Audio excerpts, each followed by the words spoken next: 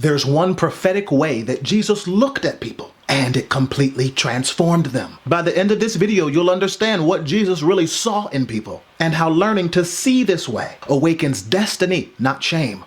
In fact, learning this is how I personally went from trying to fix people, including myself, to learning how to call out life, purpose, and possibility. Now, toward the end, I'm going to share a simple prophetic activation, and everything we share beforehand will prepare your heart and your mind for it. When you receive this, something will shift in your life. So stay with me through this process. If you're new here, I'm Jason Powell, author of Reimagine God, a spiritual teacher and a gospel artist, and a fellow human with you on this journey. In this channel, we raise our consciousness so that we can manifest a more heavenly reality through inclusion, affirmation, and spiritual empowerment. This is open and affirming space, and this is passionate prophetic teaching space. So go ahead and subscribe if you're hungry for a faith that's alive and prophetic. Now, our main text today is in John chapter 1, verse 42. Let's look at Jesus and Simon Peter for a powerful insight into our lives. The Amplified Bible reads, Andrew then brought Simon to Jesus. Jesus looked at him and said, "You are Simon, son of John. You shall be called Cephas," which is translated Peter or stone. Jesus encounters the man that someone else brought to him and immediately looks into the depth of who he is and calls forth his prophetic destiny. And the powerful thing about this is that this destiny was actually connected to some of the personal challenges he's had with his identity and his personality. Peter was brash, Peter was aggressive, Peter was bold, Peter was daring. And while all of these can be positive qualities, if they're not rightly placed, they could thwart good destiny. In other words, they could be a blockage to the good that's actually meant for you if they're misplaced. And so Peter in his life had been struggling with the correct placement of this audacity, with the correct placement of this boldness. Now, yeah, it helped him in his fishing business as he was a fisherman, but even in his business pursuits, he knew there were constraints to what he could really tap without accessing the spiritual dimension of who he truly was. So something within Peter drew him to the face of Jesus, and something within Jesus unlocked the prophetic destiny that lived inside of Peter all those years that he wasn't quite able to tap yet. And you right now are in a moment where the living word of life is coming directly in contact with your face. You're coming face to face in contact with spiritual life. And you're about to look yourself in the mirror and declare that the truth of you is what you're stepping into. Victorious, overcoming, and living into the highest expression of the gifts and the personality traits that you have that are intended to be a blessing, not a curse. You're stepping into blessing time, blessing territory, blessing land, because your divine design is good. And the wisdom of God is coming upon you to see how to step into it and walk it out. Now, before we jump into the story more, here are 3 simple truths to notice. Number 1, Jesus names his identity before talking about behavior. Number 2, Jesus speaks to who someone is becoming, not who they've been. And number 3, this prophetic seeing and naming creates internal and external transformation. In fact, you're beginning to see a new you now, new possibilities for you now. Look at it and say yes to it. Now listen carefully. As you become, you're going to awaken the heart and the spirit of the Christ mind, and you're going to look at yourself in the mirror and say the truth of your identity. Jesus looked at him and said, Peter's natural origin is Simon, son of John. That's that man who'll cut somebody's ear off and won't care about it. That actually happened later in the Gospels. But Jesus calls him Peter, Cephas, rock, stable, and spiritually perceptive. You might not have described yourself as that in the past, but this is the time for your spiritual perception to awaken and for your stability to return. Say it. This is my time for my spiritual perception to awaken and my stability to be more sure than ever. Jesus doesn't call him unstable. He calls him a rock. His actions are representing instability, but Jesus doesn't look at him seeing that. You might have experienced some of that in your life, but the truth of you is one planted, one progressing, one growing, one becoming, one flourishing. See it. Name it. And this gives us an insight into how change happens.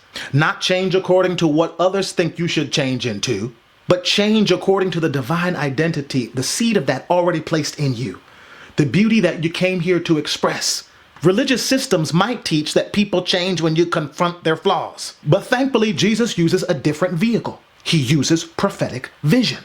Yeah, there's a lot of people out there who say, if you don't name the sin, then people won't grow. But if you want to create the idea of separation from God, and if you want to magnify that idea, and if you want to pour into people's consciousness the opposite of what Jesus came to restore, then that's not my work that I associate with. Jesus names destiny first, and growth follows. And it's not always the growth that the religious community or others think, but it's based on the divine seed that God placed in you. Jesus doesn't pressure Peter into stability, he calls it forth. And as you're hearing my voice right now, I call forth your stability. I call forth your clarity. I call forth your new possibility thinking. And I call forth your bright future. Begin to see it now. Begin to interact with that idea now. Begin to interact with that vision now. And then begin to allow belief and love to wash over it. Love the idea. Bless the idea. Because whatever idea you bless and love increases and magnifies in your experience. And you can tell when you love an idea because you give your attention to it all the time.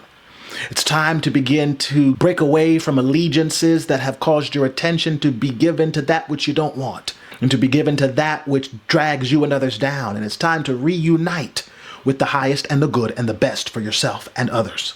Meditate on well-being, meditate on love, meditate on your new possibilities, meditate on your new horizon, because this is your time for new good to break forth in your life.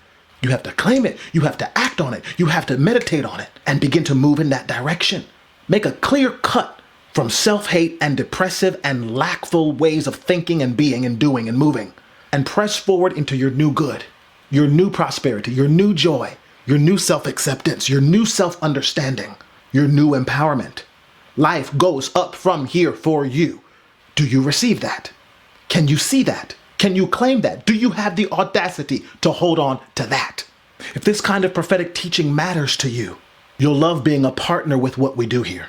And when you partner, it sends more content like this out into the earth to shift consciousness and manifest some more heavenly realities in the world around us. Now, do you notice the internal shift, this identity awakening? Simon is still impulsive. He's still learning. He's still growing. But something changes on the inside of him. He now carries a new self-conception. As that great Christian mystic Neville Goddard that you hear me quote often says, assume the feeling of the wish fulfilled, and your world rearranges.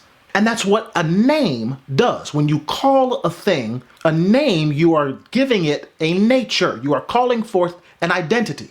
Who are you? Speak well of yourself. Speak the prophetic destiny over yourself. You got to get it out of your mouth. You got to tune in with spirit, and you got to speak from a higher realm. When you do this in the unseen, it aligns and rearranges the world you live in. And you'll see different events and circumstances and situations and people and requests show up in your life that seek to match this new word, this new internal vibration. No, Jesus doesn't wait for Peter to act like a rock before calling him one. Now, there are those who may think that calling destiny early or too early could stunt growth or enables immaturity. But when you speak from the higher realm, it calls into alignment your actions to be in agreement with the new identity, not forcing them to be that way, but because that is the overflow of the identity. Can you feel the difference? Now, how does this work out in terms of manifested destiny? Because we're all here manifesting successive destinies, plural. Because once you reach one destiny, it's the starting point for another, and then another, and then another. Eventually, Peter becomes what was spoken over him. Not perfectly, but authentically. See the difference? We see this same pattern repeat with a few of his other disciples and the relationships and people that showed up in Jesus' world. Matthew the tax collector, Mary Magdalene, a woman who was bent over, who stood straight up, Zacchaeus, and on and on. Jesus sees essence, not labels, the Christ mind. A higher spirit that's tapped in and tuned in to well-being and all good and grace and power sees your essence, not negative labels. We're not simply these humans that sometimes have spiritual experiences. We're actually spirit beings having a human experience. Why? Because the eternal part of you is spirit energy, unseen. that has for a moment expressed itself in manifested physical form. But when you see that the essence of you is greater than your body, beyond your body, we're reminded of this in dreams at night or when we sleep, when we're experiencing a thing that our physical body is not. That should be a clue and an insight that there is an aspect of you that is beyond and greater than the physical. Now, we appreciate the physical because we get to experience the deliciousness of life through the physical. And it's a part of our soul evolution to express and manifest. It's a part of the God nature within us to manifest a thing. But always remember who you are. You are greater than the thing. And when the thing comes or goes, the eternal aspect of who you are remains. This is an entry door to your stability. All right, now let's practice this. Take a breath. Silently say, God is calling out who I am becoming. I simply become who I already am. I am love. I am goodness. I am peace. I am well-being. I am good health. I am joy. I am happiness. I am success. I am wealth. I am prosperity. I am the circulation of money and all good. I am eternal. Therefore, I am supplied. I am seen. I am recognized. I am helped. And I am remembering who I am. Thank you, God in me. Notice what happens when you agree with heaven's vision of who you are.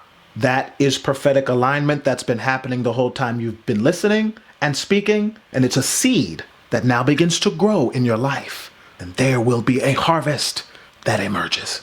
That's prophetic alignment.